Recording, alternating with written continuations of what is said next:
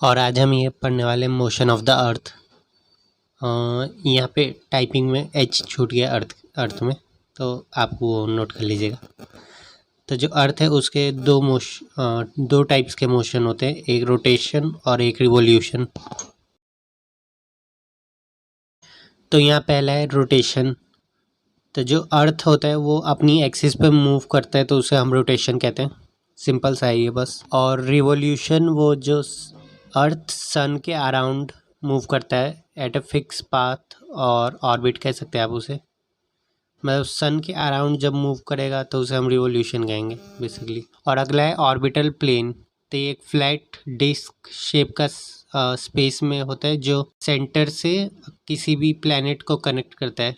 इसे आप सिंपली समझ सकते हैं कि ऐसा एक प्लेन जो ऑर्बिट फॉर्म करे उसे हम ऑर्बिटल प्लेन कहेंगे। और जो ऑल प्लैनेट्स होते हैं इन सोलर सिस्टम उनका सिमिलर ऑर्बिटल प्लेन होता है, जिसके कारण प्लैनेट्स टकराते नहीं है।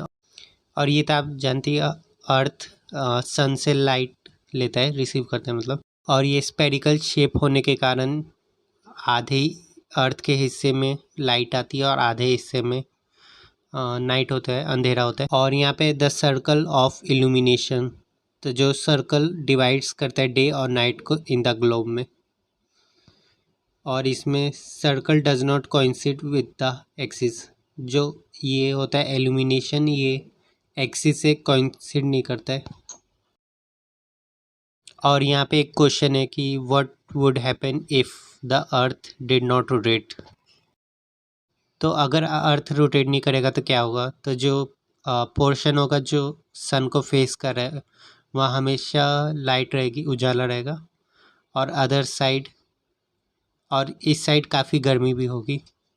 और जो अदर साइड है उसमें हमेशा डार्कनेस और वहाँ का टेम्परेचर काफ़ी कोल्ड होगा ऑल टाइम, और वहाँ लाइफ एग्जिस्ट नहीं कर पाएगी।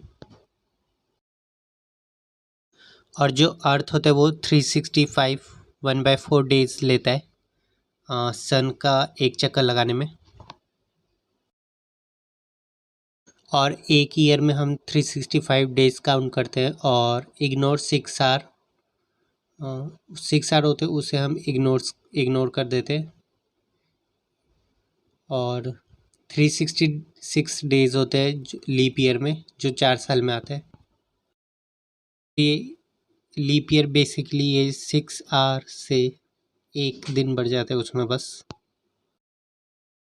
और जो ईयर होता है, साल होता है, वो 4 सीज़न में डिवाइडेड होता है। ये तो आपको मालूम ही होगा, समर, विंटर, स्प्रिंग और ऑटम। और सीज़न क्यों बदलते हैं, तो इसका कारण है अर्थ की जो पोजीशन होती है वो सन से थोड़ा चेंज करती रहती है सन के चक्कर लगाने में, इसलिए इसके सीज़न भी बदलते रहते हैं। और यहाँ पे एक स्पेशल डेट दे रखी है 21 जून। तो 21 जून को क्या होता है, तो जो नॉर्दर्न हेमिस्फीयर होता है वो टिल्टेड हो जाता है टूवर्ड्स द सन। और जो रेज होती हैं सन की वो डायरेक्टली फॉल करती हैं ट्रॉपिक ऑफ कैंसर पे। और ये जो एरिया होता है वो काफ़ी ज़्यादा हीट रिसीव करता है। ये जो नॉर्थ पोल होता है वो इंक्लाइंड है सन की तरफ, इस दिन को करता है। और जो place beyond the Arctic circle है वो 6 मंथ के लिए डे एक्सपीरियंस करता है, मतलब 6 महीने तक वहाँ रात नहीं होती है। और इस टाइम पे नॉर्दर्न हेमिस्फीयर में समर होती हैं लॉन्गर, दिन बड़े होते हैं और रातें छोटी होती हैं। और अदर साइड साउदर्न हेमिस्फीयर में विंटर चल रहा होता है इस टाइम।